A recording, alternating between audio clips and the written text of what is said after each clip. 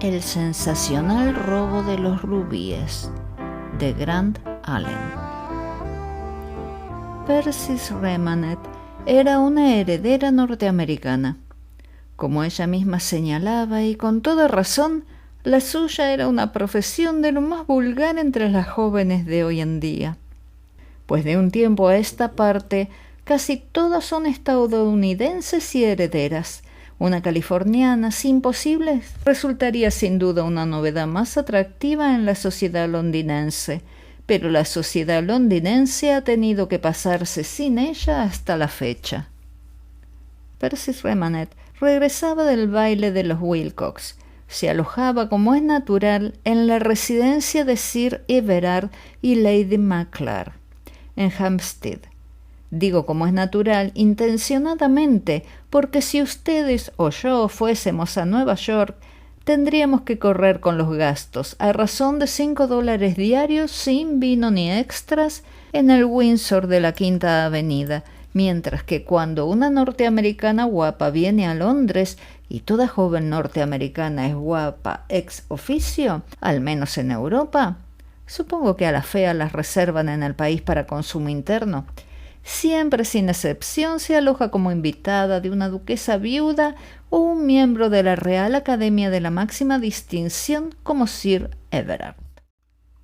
En realidad, los yanquis visitan Europa para conocer, entre otras cosas, nuestro arte y a nuestra antigua nobleza.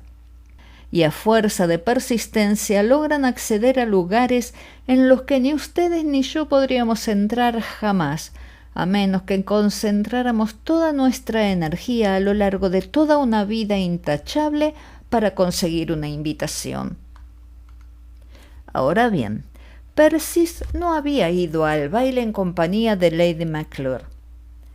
Los Maclure eran demasiado notables para codearse con personas como los Wilcox, que si bien tenían cierto carisma en la ciudad, no compraban cuadros, y los académicos, como es bien sabido, no pierden el tiempo en cultivar el trato con la gente de la ciudad, a menos que sean clientes.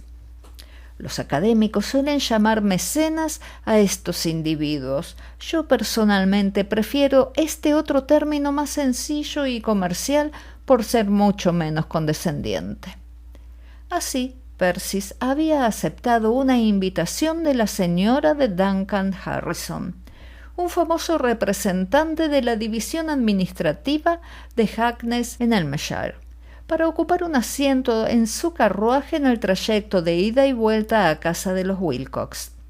La señora Harrison conocía demasiado bien el estilo y las costumbres de las herederas norteamericanas para ofrecerse como carabina de Persis, y lo cierto es que ésta, como ciudadana de un país libre, era capaz de cuidar de sí misma en cualquier lugar del mundo mejor que 3 inglesas casadas corrientes.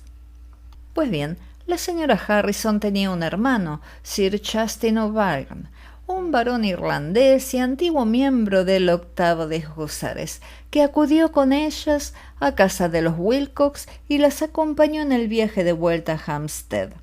Sir Justin era un irlandés encantador, incompetente y escurridizo, que a todos agradaba y a todos dejaba descontentos. Había estado en todas partes y había hecho de todo, menos ganarse la vida honradamente.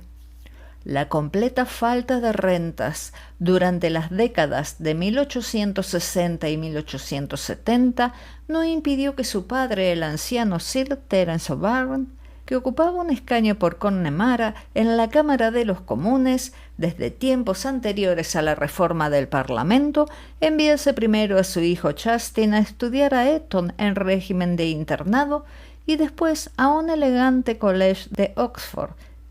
«Me ha dado la educación de un caballero», observaba a menudo Sir Justin con pesar, pero se olvidó de acompañarla con los ingresos necesarios para estar a la altura de las circunstancias. Pese a todo, O'Byrne era para la alta sociedad un hombre al que había que mantener a flote como fuese, y a flote lo mantuvo, como no, de esa manera que solo la alta sociedad comprende y que ni ustedes ni yo, que no formamos parte de ella, jamás llegaríamos a desentrañar, aun cuando dedicásemos al empeño un siglo entero.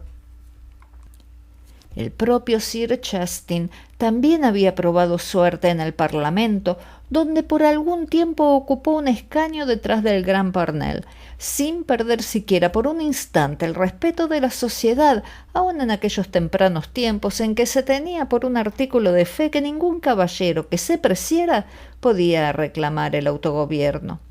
Eso no es más que un truco irlandés de O'Byrne, se decía en los círculos sociales, con la complacencia y la indulgencia que invariablemente se otorga a sus miembros predilectos, y que de hecho es el correlato de la implacable crueldad que manifiestan a su vez con quienes osan contravenir sus preceptos no escritos.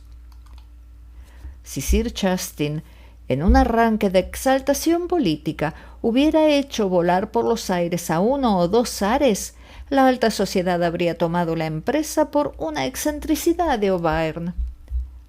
Sir Chastin también había prestado servicio por algún tiempo en un regimiento de caballería que abandonó, según se dio a entender, por una diferencia de opinión con su coronel sobre cierta dama, y en aquel momento era para la sociedad londinense un caballero en toda la extensión de la palabra, al que esa gente que sabe de todo el mundo más de lo que nadie sabe de sí mismo suponía a la casa de una muchacha guapa con algo de dinero. Sir Chastin se mostró esa noche muy atento con Persis. A decir verdad, le había prestado mucha atención desde el instante en que se conocieron, y en el camino de regreso al baile no había apartado los ojos de su rostro hasta un extremo casi turbador. La guapa californiana lo observaba lánguidamente, reclinada en el asiento. Estaba esa noche más hermosa que nunca, con su vestido rosa pálido y la célebre gargantilla remanet de rubíes, como una cascada de luz roja sobre el cuello blanco como la nieve. Era un cuello que haría las delicias de un pintor. Más de una vez posaba Sir Chastin la mirada a su pesar en los espléndidos rubíes. Cuánto le gustaba Persis, y cuánto la admiraba, sí, inmensamente. De un hombre de la alta sociedad que ya había disfrutado de 6 o 7 temporadas en Londres, difícilmente cabía esperar que se enamorara de una mujer. Tenía más bien la costumbre de observar con ojo crítico a todas las muchachas hermosas que trotaban por las aceras en compañía de sus mamás y de reflexionar con una leve sonrisa que esta o aquella o la de más allá quizá le convenía de verdad si no fuera por... Y entonces llegaba el inevitable pero de todo encomio humano. De todos modos, bien que con un suspiro para sus adentros, Sir Chastin reconocía que Persis le gustaba muchísimo. Era tan espontánea y tan original, decía unas cosas tan inteligentes.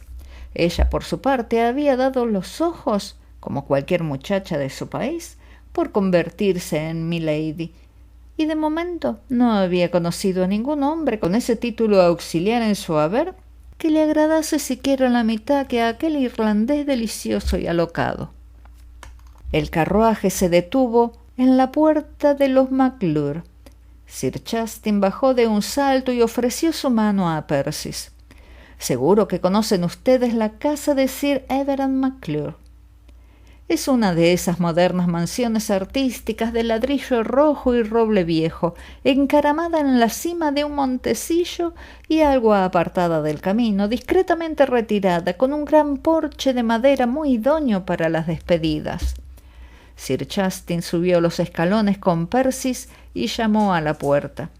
Llevaban las venas demasiada sangre irlandesa y era, por tanto, demasiado indomable para dejar tan grata tarea en manos del lacayo de su hermana. Sin embargo, no llamó en el acto. Aun a riesgo de hacer esperar a la señora Harrison en la puerta sin razón, se detuvo a charlar más de 1 minuto con Persis.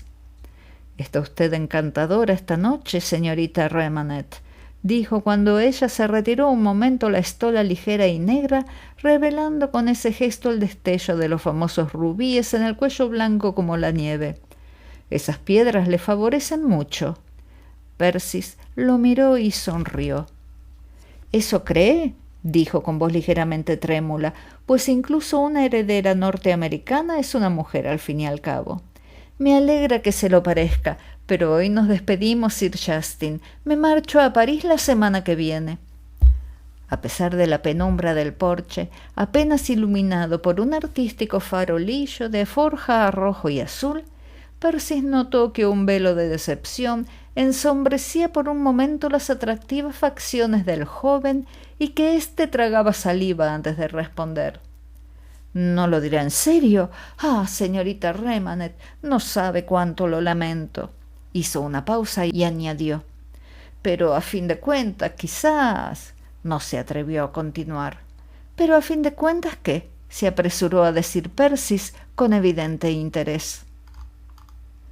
Sir Justin dejó escapar un suspiro casi inaudible. Pero a fin de cuentas, nada, dijo con evasivas. Esa respuesta quizá valga para una inglesa, protestó ella con franqueza norteamericana, pero a mí no me vale. Dígame qué ha querido decir. Y es que había reflexionado sabiamente que la felicidad de 2 vidas podían depender de aquellos 2 minutos, y sería una idiotez dejar escapar por puro convencionalismo esa oportunidad con un hombre que le gustaba de verdad, y en milady, por añadidura. Sir Justin se apoyó en la barandilla del porche. Persis era muy hermosa. Él era un irlandés de sangre caliente. Pues sí, solo por una vez le diría la verdad sin rodeos. Señorita Remanet, empezó a decir inclinándose y acercando la cara a la de ella. Señorita Remanet, Persis, ¿quiere que le diga por qué razón? Porque me gusta usted muchísimo. Casi creo que la amo. Persis sintió temblar en sus mejillas el cosquilleo de la sangre. ¡Qué apuesto era! ¡Y un varón! —¿Y sin embargo no lamenta usted en absoluto? —dijo con reproche— que me vaya a París. No, no lo lamento en absoluto —dijo él sin andarse por las ramas—, y también le diré por qué. Me gusta usted muchísimo y creo que yo también le gusto. Desde hace un par de semanas me he estado diciendo, creo que tengo que pedirle que se case conmigo. La tentación era tan fuerte que a duras penas he podido resistirme. ¿Y por qué quiere resistirse?, quiso saber Persis, temblando como una hoja. Sir Justin dudó un instante y luego, con un ademán completamente instintivo y natural, aun cuando solo un caballero se habría atrevido a hacerlo, levantó una mano y rozó suavemente con la punta de los dedos la gargantilla de rubíes. Por esto, respondió con sencillez y franqueza varonil. Es usted tan rica, Persis, no me atrevo a pedírselo. Quizá no sepa usted cuál sería mi respuesta, murmuró ella en voz baja, para preservar su dignidad. Sí que lo sé, creo que sí, respondió él, adentrándose en los ojos oscuros de Persis. No es por eso. Si fuera solo por eso, no me preocuparía tanto. Es porque creo que usted me aceptaría. Los ojos de Persis se humedecieron y él prosiguió con mayor valentía. Sé que usted me aceptaría, Persis, y por eso no se lo pido. Es usted demasiado rica y eso lo hace imposible. Sir Justin, dijo ella, apartando la mano del joven con suavidad, pero con los ojos llenos de lágrimas, porque a aquel hombre le gustaba de verdad. Es casi una descortesía decirme eso. Una de dos, o no tendría que haberme dicho nada, o por el contrario, si usted...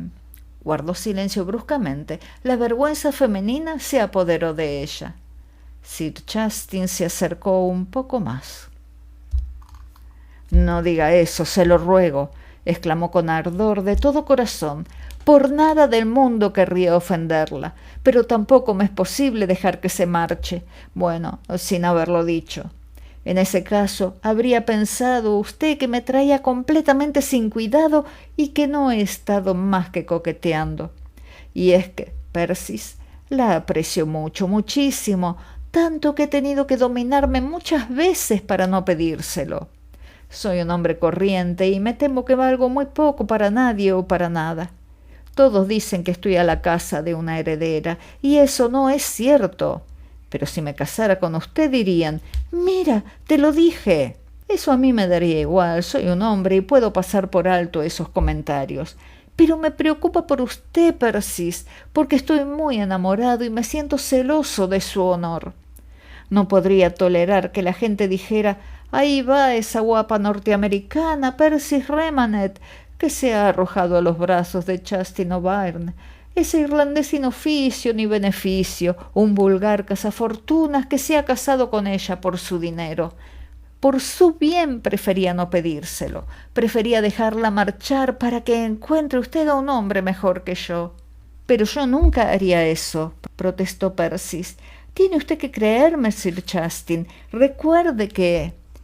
En ese preciso instante, la señora Harrison asomó la cabeza por la ventanilla del coche y dijo, ¿por qué tardas tanto, Justin? Los caballos se van a morir de frío y ya han trotado mucho esta mañana. Vamos, querido. Además, ya conoces Les Convenances. Sí, Nora, enseguida voy. No conseguimos que respondan al timbre. Creo que no funciona. Voy a intentarlo otra vez de todos modos. Y casi olvidando que sus palabras no eran estrictamente ciertas, pues ni siquiera lo había intentado, llamó con ganas. ¿Es esta su habitación, señorita Remanet? ¿La que tiene una luz encendida? Dijo en voz alta y en tono formal mientras el criado acudía a abrir la puerta. La del balcón, quiero decir. ¿Verdad que es muy veneciana? Recuerda a la de Romeo y Julieta, aunque también es muy propicia para un ladrón, con esa balaustrada tan baja. Tenga usted cuidado con los rubíes de los Remanet. Me traen sin cuidado, dijo Persis, secándose presurosamente los ojos con su pañuelo de encaje. Si causan en usted esos sentimientos, Sir Justin, me da igual que me los roben, que se los lleve el ladrón. Y aún no había terminado de pronunciar estas palabras cuando el lacayo de los McClure, inmutable como una esfinge, abrió la puerta. Persis pasó un buen rato sentada en su habitación antes de desnudarse. Tenía la cabeza rebosante de Sir Justin y de sus enigmáticas insinuaciones. Por fin se quitó los rubíes y el bonito corpiño de seda. Me traen completamente sin cuidado estas joyas, si me alejan del hombre al que amo y con el que querría casarme. Tardó en quedarse dormida y pasó la noche muy inquieta. Soñó mucho y en sus sueños Sir Justin aparecía incongruentemente mezclado con música de baile, rubíes y ladrones.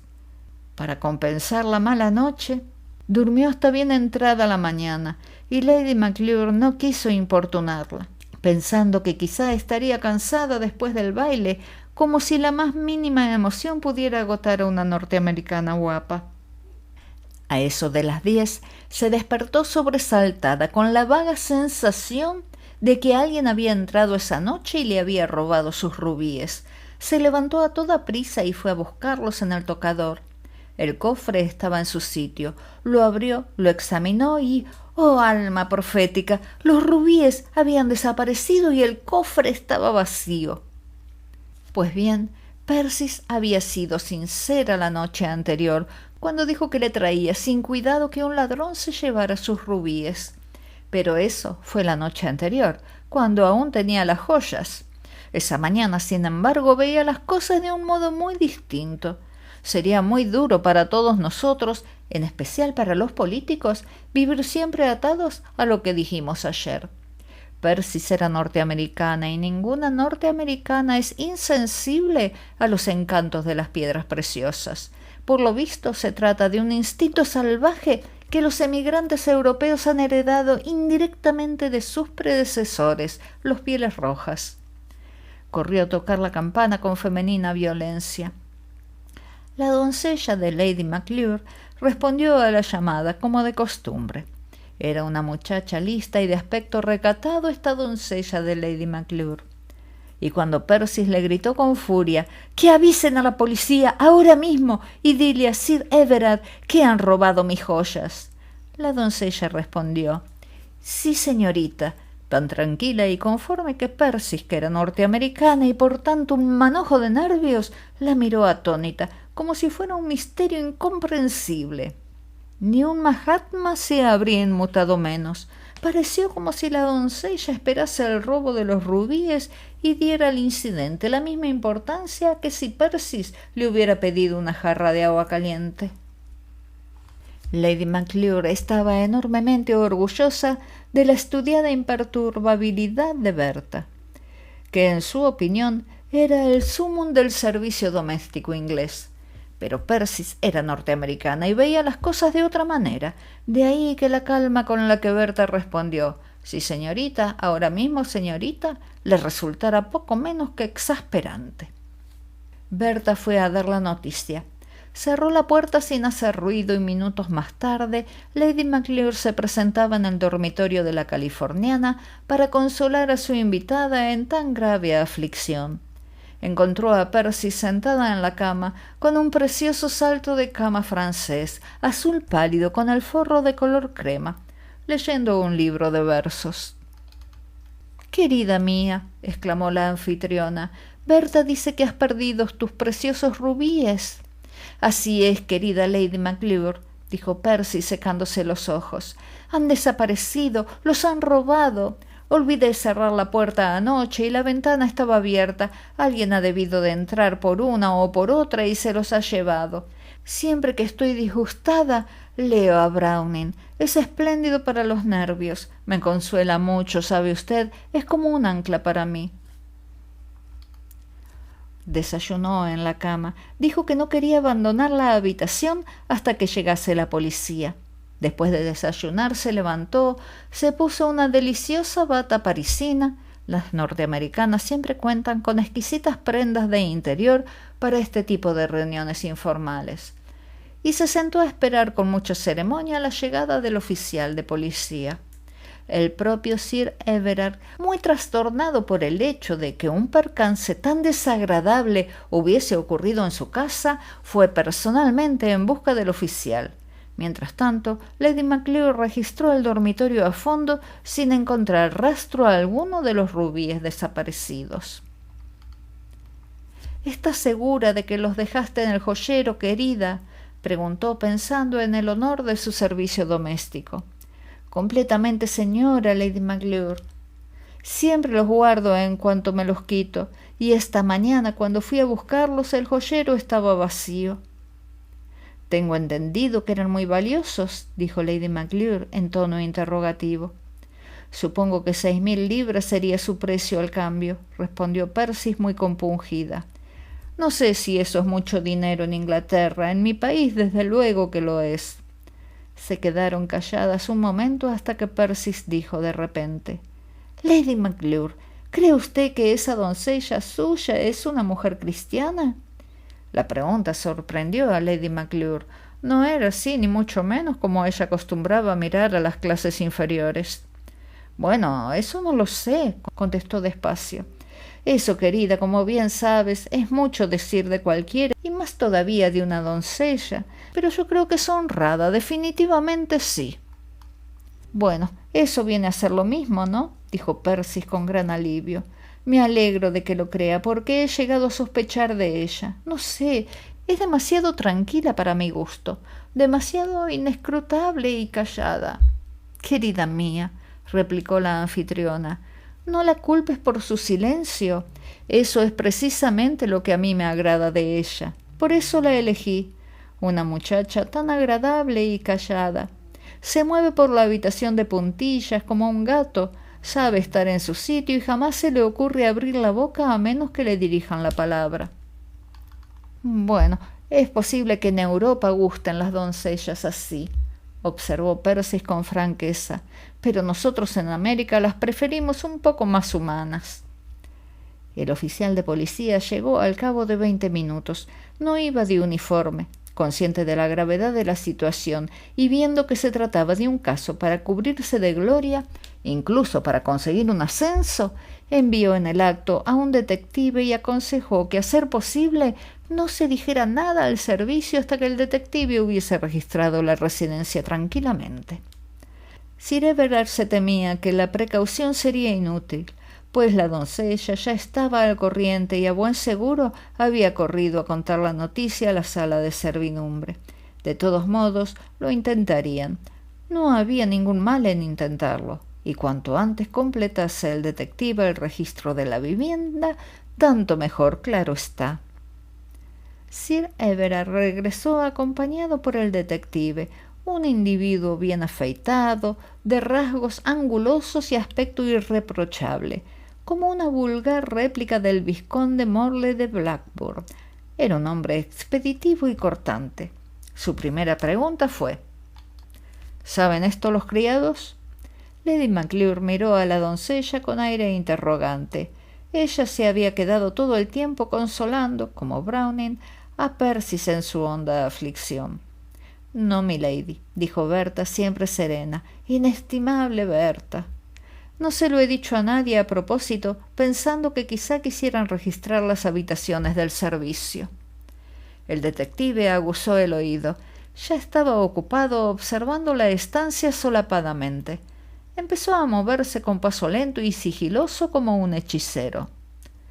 Actúa con mucho cuidado para no crispar los nervios de nadie, le susurró Percy a su amiga, y en voz alta añadió: ¿Cómo se llama usted, señor detective? El detective estaba junto al tocador examinando un pañuelo de encaje. Se volvió suavemente. Gregory, señora, dijo sin apenas mirarla, y prosiguió con su ocupación. Como los polvos, exclamó Percy. Los tomaba cuando era pequeña, no los soportaba. Somos un remedio eficaz, asintió el detective con una sonrisa tranquila, pero no gustamos a nadie. Y una vez más reanudó pausadamente su registro del dormitorio.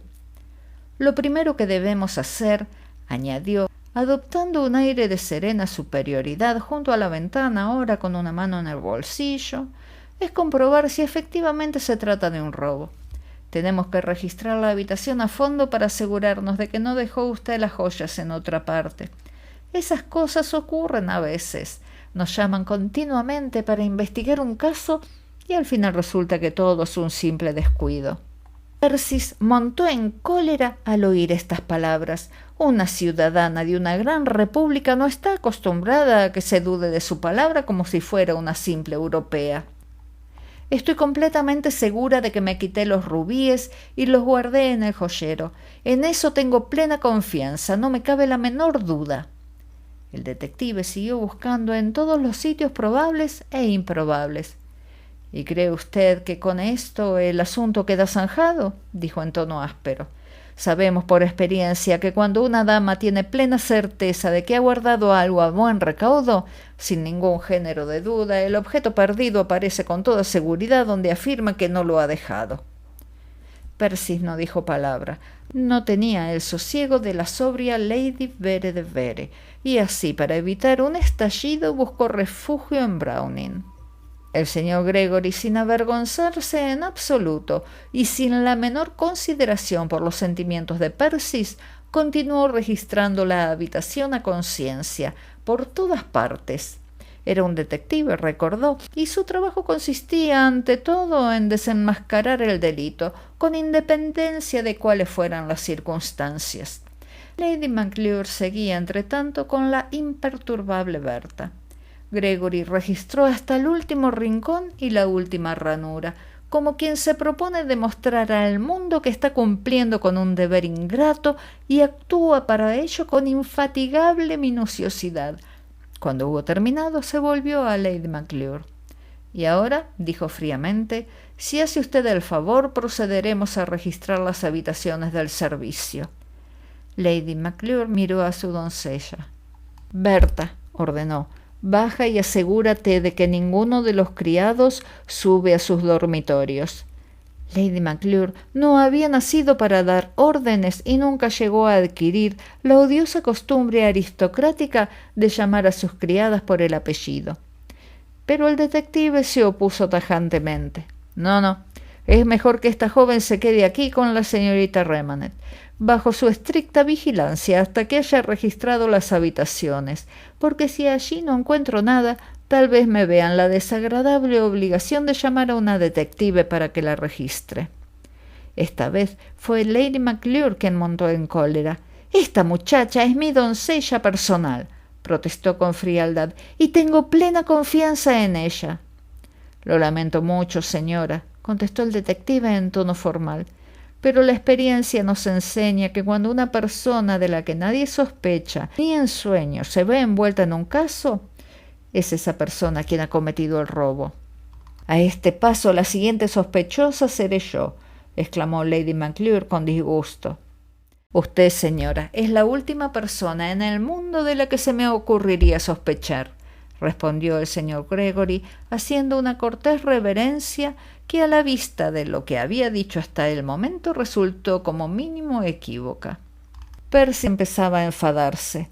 Berta no le gustaba en absoluto, pero estaba en la casa como invitada de Lady McClure y no podía permitirse incomodar a su anfitriona.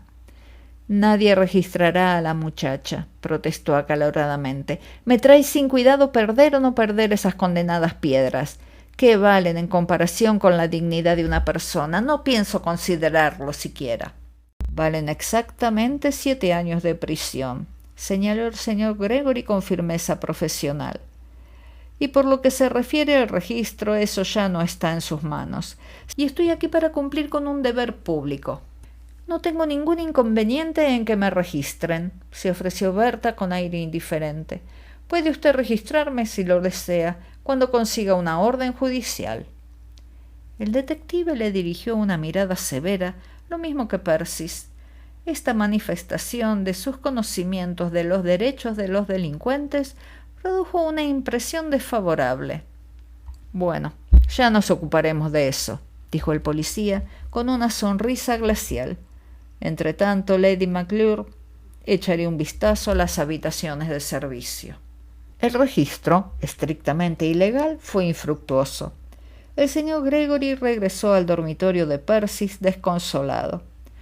«Puede usted retirarse», le dijo a Berta, y la doncella salió majestuosamente. «He ordenado a un agente que vigile la puerta y no le quite el ojo de encima», añadió a modo de explicación. A estas alturas Percy estaba casi segura de quién era el culpable, pero se abstuvo de decírselo al detective por deferencia a Lady McClure. El impasible policía, por su parte, empezó a hacer preguntas, algunas de las cuales, pensó Percy, casi bordeaban el terreno de lo personal. ¿Dónde había estado la noche anterior? ¿Estaba segura de que llevaba los rubíes? ¿Cómo volvió a casa? ¿Estaba segura de que se había quitado las joyas? ¿La ayudó la doncella a desnudarse? ¿Quién la acompañaba en el carruaje? A todas estas preguntas, disparadas con la rapidez de un severo interrogatorio, respondió Percy con claridad norteamericana. Estaba segura de que llevaba los rubíes cuando regresó a Hampstead, porque Sir Justin O'Byrne, que la acompañó hasta la puerta en el carruaje de su hermana, se fijó en ellos y le dijo que tuviera cuidado. La mención de este caballero suscitó en el señor Gregory una elocuente sonrisa. Esta clase de sonrisa es una especialidad de los detectives. «Ah, Sir Justin O'Byrne», repitió con tranquilidad. «¿Dice usted que vino con él en el coche? ¿Iba sentado a su lado?» Lady McClure se indignó tal como se proponía el policía. «Ciertamente, señor», dijo muy enfadada, «si va usted a sospechar de caballeros como Sir Justin, ninguno de nosotros estará a salvo de usted». «La ley», señaló el señor Gregory con un aire profundamente respetuoso, «no hace distinciones con las personas». «Pues debería hacerlas con las personalidades», protestó vivamente Lady McClure. «¿De qué sirve tener una reputación intachable? Me gustaría saber si eso no permite cometer un robo impunemente», apuntó el detective, completando la frase a su manera. Bueno, eso es cierto. Eso es completamente cierto. Pero la reputación de Sir Justin, como usted sabe, no es precisamente lo que se dice intachable. «Es un caballero», insistió Percy con los ojos echando chispas, «y es incapaz de cometer un delito tan despreciable y ruin como el que usted se atreve a insinuar». Comprendo, dijo el señor Gregory, como si un oportuno rayo de luz viniese de pronto a iluminar una oscuridad profunda. Sir Justin es amigo suyo. ¿La acompañó hasta el porche? Sí, contestó Percy, poniéndose como la grana. ¿Y si tiene usted la insolencia de presentar cargos contra él? Tranquilícese, señora, interrumpió el detective sin alterarse. No tengo intención de hacer nada por el estilo en este punto de la investigación. Es posible que no se trate de un robo. De momento debemos estar abiertos a cualquier posibilidad. Es una insinuación delicada, pero antes de seguir adelante, ¿cree usted tal vez que Sir Justin podría haberse llevado los rubíes sin querer, enredados en su ropa, digamos, por ejemplo, en la manga de la levita? Era una explicación posible, pero Percy se negó a aceptarla. En ningún momento tuvo esa oportunidad, respondió sin vacilación. Y sé muy bien que llevaba los rubíes cuando nos despedimos, porque lo único que me dijo, señalando esta ventana, fue: ese balcón es muy propicio para los ladrones. Tenga cuidado con los rubíes de los Remanet. Y anoche, cuando me los quité, me acordé de sus palabras. Por eso estoy tan segura de que los tenía cuando llegué a mi habitación. —¿Y durmió usted con la ventana abierta? —dijo el señor Gregory sin dejar de sonreír para sí. Bueno, está claro que tenemos todos los ingredientes para un misterio de primera clase.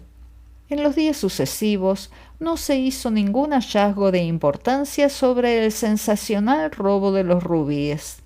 La noticia se publicó en los periódicos, naturalmente, como se publica todo hoy en día, y en Londres no se hablaba de otra cosa. Percy saltó a la fama como la heredera norteamericana que había perdido sus joyas. La gente la señalaba en el parque y la observaba con los prismáticos en el teatro sin ningún disimulo. Casi valía la pena haberlos perdido, pensaba ella, si con eso ganaba tanta notoriedad social. Todo el mundo sabe que una dama es una persona importante cuando puede ofrecer una recompensa de 500 libras para recuperar una nadería valorada en 6.000. Cierto día se encontró con Sir Justin en Savile Row. —¿Entonces no se irá usted a París todavía hasta que recupere los rubíes? —preguntó él en voz baja. A lo que Percy contestó ruborizada: —No, Sir Justin, todavía no, y casi me alegro. —No diga eso, por favor —exclamó el joven con genuino ardor infantil—. Verá, señorita Remanet, le confieso que eso mismo fue lo primero que pensé cuando leí la noticia en el Times. Bueno, al final, de momento no se irá a París. Percy lo miró con franqueza desde el pony en el que iba montada. —Encontré consuelo en Browning —dijo con voz temblorosa—. ¿Por qué cree usted que me gusta leer? Y aprende a valorar el corazón de un hombre verdadero muy por encima de unos simples rubíes. Figúrese usted que el libro se abrió justo por esa página. Fue como un ancla para mí. Esa misma noche, sin embargo, cuando Sir Justin volvió a casa, su criado le anunció: —Un caballero ha venido esta tarde preguntando por usted, señor. Un caballero muy bien afeitado y no precisamente agradable, y no sé por qué, señor, me dio la sensación de que trataba de sonsacarme algo. Sir Justin adoptó una expresión grave y subió inmediatamente a su dormitorio. Sabía lo que buscaba aquel caballero y fue derecho al armario a registrar la levita que llevaba la noche del robo. Las cosas pueden engancharse en una manga, ya se sabe, enredarse en un puño o acabar por casualidad en un bolsillo. O alguien puede ponerlas allí. El señor Gregory pasó los 10 días siguientes muy ocupado. Ocupado a todas horas. Era sin duda alguna el más activo y enérgico de los detectives. Llevaba hasta las últimas consecuencias su máximo principio profesional de sospechar de todo el mundo, desde China hasta Perú. De ahí que la pobre Persis acabara por perderse en el laberinto de posibilidades que apuntaba el detective. Nadie estaba a salvo de su cultivado y experimentado olfato para la sospecha, ni Sir Everard en su estudio, ni Lady Maclure en su gabinete, ni el mayordomo en la despensa, ni Sir Justin O'Byrne en sus habitaciones de la calle Saint James. Aquel detective no descartaba nada ni a nadie. Dudaba incluso del loro y tenía sus propias opiniones sobre la posible intervención de ratas y terriers.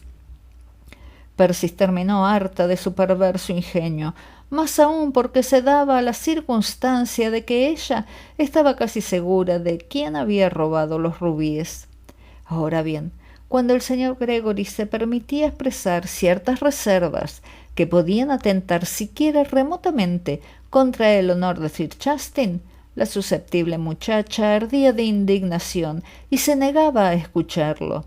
Pero él no cesaba de inculcarle, con preceptos y oportunos ejemplos, su doctrina favorita, según la cual la última persona de la que nadie sospecharía en el mundo al final siempre resulta ser la culpable. Un par de días más tarde, Percy se asomó a su ventana mientras se arreglaba el pelo. Últimamente se vestía sola, a pesar de que era una heredera norteamericana acostumbrada a la molicie, pues por alguna razón le había tomado una manía incomprensible a la recatada Berta. Esa mañana en concreto, al mirar por la ventana, vio a la doncella enzarzada en íntima conversación, a juzgar por las apariencias, con el cartero de Hampstead. La escena alteró un poco el inestable equilibrio de su ecuanimidad. ¿Por qué razón era Berta quien recibía al cartero en la puerta? Entre los deberes de la doncella de Lady Maclure ni mucho menos figuraba el de recoger el correo. ¿Y por qué insistía en saber quién escribía a la señorita Remanet?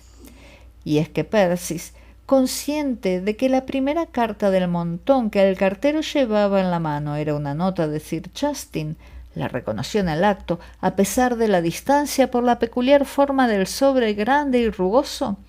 Llegó de pronto a la natural conclusión femenina de que Berta tenía sin lugar a dudas un motivo abstruso del que ella era como mínimo parte constituyente.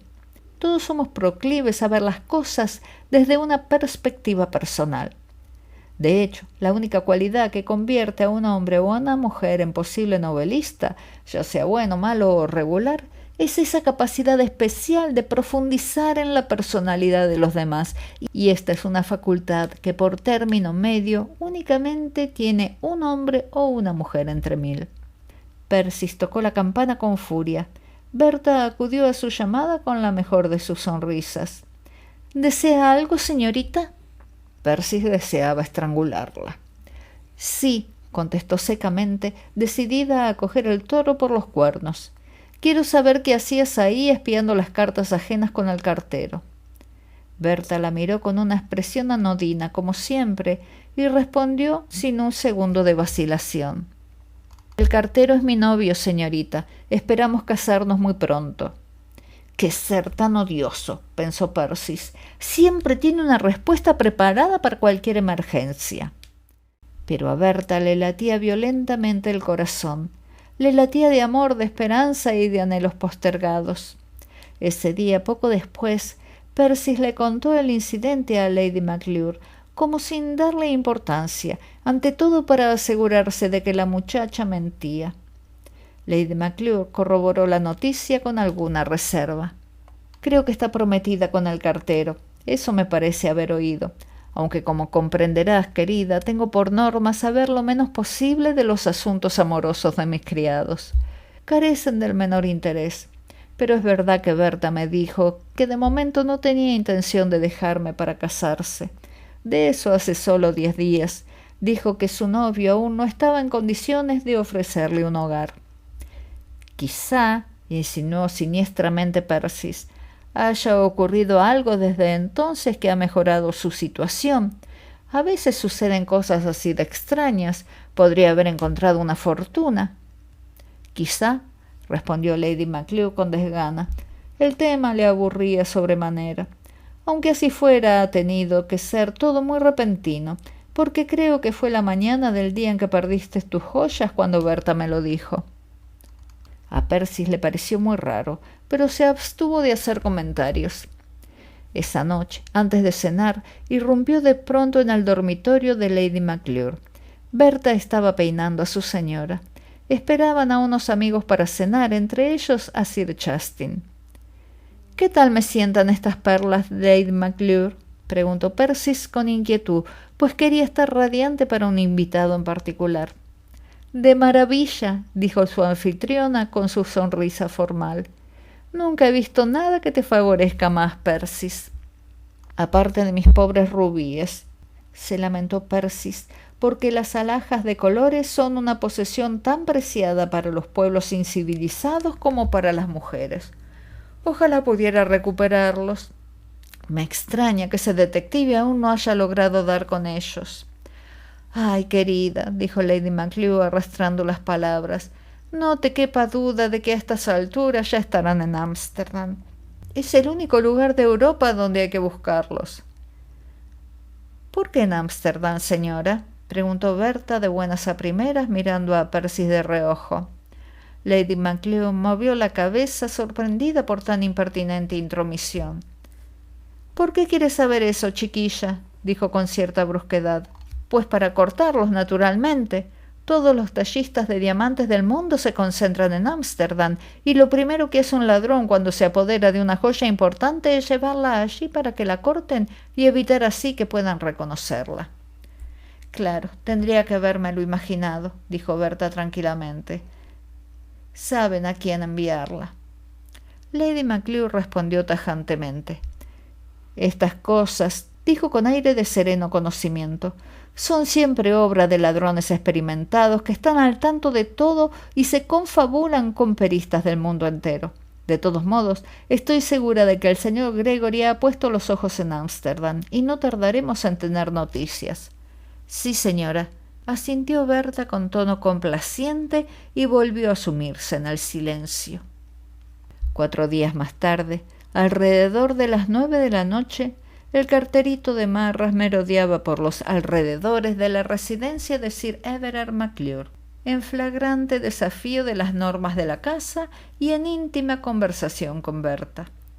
«Bueno, ¿has tenido alguna noticia?», preguntó la muchacha, temblando de emoción, pues cuando estaba con su novio era una persona muy distinta de la discreta, imperturbable y modélica doncella de Lady Maclure. «Pues sí», dijo el cartero con moderada risa de triunfo, «una carta de Ámsterdam, y creo que ya está todo arreglado». Berta casi se arrojó en sus brazos. «¡Ay, Harry!», exclamó con ardor, «es demasiado bonito para ser verdad. Entonces dentro de un mes podremos casarnos por fin». Sucedió a estas palabras un silencio colmado de sonidos imposibles de representar mediante el arte de la tipografía, hasta que Harry murmuró: «Es una cantidad de dinero increíble, una auténtica fortuna, y lo que es más, Berta, si no hubiera sido por tu astucia jamás lo habríamos conseguido». Ella le apretó la mano con cariño, porque incluso las doncellas de la aristocracia son humanas. «Bueno, creo que si no estuviera tan enamorada de ti», respondió con sinceridad, «nunca habría encontrado el ingenio necesario. Pero, Harry, el amor nos mueve a hacer cualquier cosa o a intentar cualquier cosa». Si Percy hubiera oído estas significativas palabras, no habría quedado en ella resquicio alguno para la duda. A las 10 de la mañana del día siguiente, un policía fue a hablar con Sir Everard. Quería ver a la señorita Remanet. Cuando Percy se presentó, recibió un escueto anuncio de la jefatura de policía. «Han encontrado sus joyas, señorita. ¿Tendrá la bondad de venir a identificarlas?». Temblando de los pies a la cabeza, Percy se marchó con el policía en compañía de Lady Maclure. Bajaron del coche en la comisaría y entraron en el vestíbulo. Un pequeño grupo esperaba su llegada. La primera persona a la que Percy reconoció fue Sir Justin. Un inmenso terror se apoderó de ella. El detective la había envenenado para entonces con sus sospechas, de ahí que recelara de todos y de todo lo que salía al paso, incluida su propia sombra. Sin embargo, le bastó un instante para ver con claridad que Sir Justin no estaba detenido y tampoco en calidad de testigo, sino que era un simple espectador. Lo saludó con una rápida inclinación de cabeza y acto seguido echó un vistazo alrededor. La siguiente persona en la que reparó era Berta, tan fría y serena como siempre, pero en el centro del grupo, ocupando, por así decir, el lugar de honor que por naturaleza corresponde al preso en ocasiones similares. No sorprendió a Percy ver a la doncella. Lo había sabido desde el primer momento. Dirigió una mirada cómplice al señor Gregory, que se encontraba ligeramente apartado del grupo y no tenía en absoluto una expresión de victoria. Le extrañó este aire de decepción, pero sabía que era un detective orgulloso y pensó que quizá había sido otro quien había efectuado la detención. «Creo que estas son sus joyas», dijo el inspector sosteniéndolas en alto, y Percy las reconoció. «Es un caso muy doloroso», continuó, «un caso muy doloroso. Nos entristece mucho saber que el ladrón ha sido uno de los nuestros, pero como él mismo lo ha confesado todo y está dispuesto a solicitar la clemencia del tribunal, de nada sirve darle más vueltas. No intentará defenderse. Lo cierto es que a la vista de las pruebas creo que es lo mejor y lo más sabio». Percy estaba perpleja. «No entiendo», dijo completamente desorientada. «¿A qué se refiere?» Sin decir palabra, el inspector señaló con una mano al señor Gregory, y entonces por primera vez Percy cayó en la cuenta de que el detenido era él. Se dio una palmada en la frente y en un abrir y cerrar de ojos lo comprendió todo. Cuando avisó a la policía, nadie había robado los rubíes. Fue el detective quien los robó. De repente lo vio todo con claridad. Los detalles de aquella noche volvieron a su memoria. Se había quitado la gargantilla y la había dejado despreocupadamente sobre el tocador, absorta como estaba en Sir Justin. A continuación la tapó con su pañuelo sin fijarse en lo que hacía y se olvidó de ella por completo. Al día siguiente la echó de menos y llegó a la conclusión de que la habían robado. Cuando el señor Gregory entró en el dormitorio, vio que los rubíes asomaban por una esquina del pañuelo. Como Percy era una mujer, había buscado las alhajas en todas partes, menos en el sitio donde las había dejado, y el detective, sabiendo que no corría ningún peligro, se las guardó en el bolsillo delante de sus narices, sin que nadie lo viera. Estaba seguro de que nadie podía acusarlo de un robo que se había cometido antes de su llegada y que él tenía la misión de investigar personalmente. Lo peor de todo, prosiguió el inspector, es que ha ideado una trama muy ingeniosa para acusar a Sir Justin O'Byrne, a quien habríamos estado a punto de detener hoy mismo si esta muchacha no se hubiera presentado a las 11, en el momento justo para solicitar la recompensa por proporcionarnos la prueba que nos ha permitido recuperar las joyas. Un detective de Ámsterdam las ha traído esta mañana. Percy miró a Berta asombrada. «Mi novio era el cartero, señorita», explicó la doncella con sencillez, «y después de lo que dijo Lady Maclure, le pedí que vigilase al señor Gregory y comprobara si recibía alguna carta de Ámsterdam. Sospeché de él desde el primer momento, y cuando llegó la carta conseguimos que lo detuvieran en el acto y averiguamos a qué personas de Ámsterdam había enviado los rubíes». Percy se quedó boquiabierta. La cabeza le daba vueltas. Fue Gregory quien desde el fondo del vestíbulo pronunció la última palabra. «Bueno, al final yo tenía razón», dijo con orgullo profesional. «Ya le dije que el ladrón sería la persona de la que nadie se le ocurriría sospechar». Los rubíes de Lady O'Byrne han sido objeto de gran admiración en Montecarlo esta última temporada. El señor Gregory encontró un empleo fijo para los 7 años siguientes en las canteras de Su Majestad en la isla de Portland. Berta y su cartero se marcharon a Canadá con sus 500 libras y compraron una granja. Y todo el mundo dice que Sir Justin O'Byrne ha batido finalmente el récord entre los varones irlandeses al contraer un matrimonio por dinero y amor al mismo tiempo.